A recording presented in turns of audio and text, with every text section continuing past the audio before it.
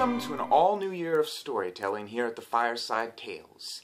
It's the year 2016, and I have all new adventures planned, all new legends, and I decided to start off 2016 in a big way.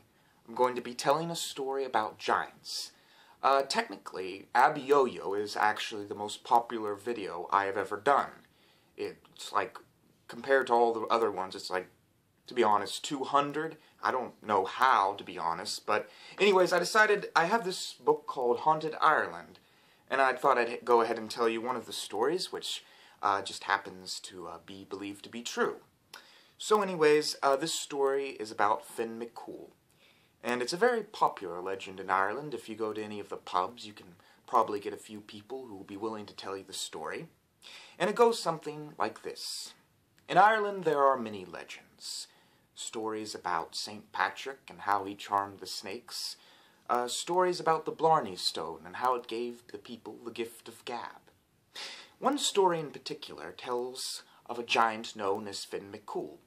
Now, Finn McCool was about as big as a one-story house, and he had the strength of a mountain, and it was said he had the ferocity of a dragon. Anyways, he lived by the side of the sea, and every day he would go down and he would look out at the beautiful view in front of him, and sometimes he would sing a few songs. Well, anyways, one day he was standing there, when he saw from the other side the most beautiful giant he had ever laid eyes on. She had bright red hair, and immediately he was betooken to her. He began to woo her and to sing to her, and she began to woo and to sing back. Anyways, this went on for many years, and the giant Finn McCool tried to get to the other side to meet with her. He began making a stone bridge, and made these sort of like rectangular rocks in the sea, and he built it all the way across, but when he finally finished the bridge, he looked around, but he couldn't find the giant. She was just gone. She had disappeared. And anyways, Finn McCool was very sad, but he continued his life, continued with his work. And one day he was sitting at the side of the sea when he saw another giant at the other side of the shore. And this giant he was big, and he was ferocious, and he was taunting Finn McCool, crying out threats. And Finn McCool was never one to stand back from a challenge. He pulled out his sword, and he began yelling out to the other side, roaring like a bull. Anyways, the two exchanged taunts, and finally, this giant, he began to look for a way across, and he found that stone bridge which Finn McCool made, and began to walk across this with great big thumps. And Finn McCool became worried, because although he talked big, he really wasn't. He was a bit of a coward, and he ran straight back home to his wife, and he ran into the door, and he began to tell her of this giant that was coming to kill him.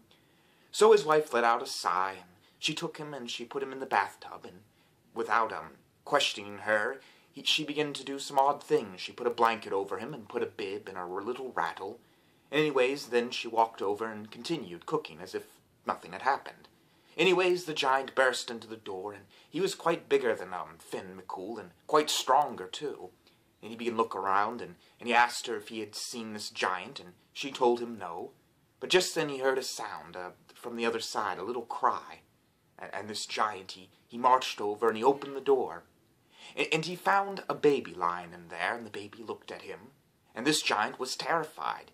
He thought to himself, if the baby of Finn McCool was so large, how big could Finn McCool be? And immediately this giant, he made a run for it. He ran across the stone bridge, ripping the stones apart as he went, so that giant could never cross. And the giant was never heard from since. But if you go to that place today, it is known as a little place by the side of the sea. You can still find those rectangular stones and what was the great bridge that connected these two giants' lands. It is a little place known as Giant's Causeway, and that is how the Irish say it was created. Well, at least if you believe the story. As always, sweet dreams and good night, and welcome to an all-new year of stories here at the Fireside Tales.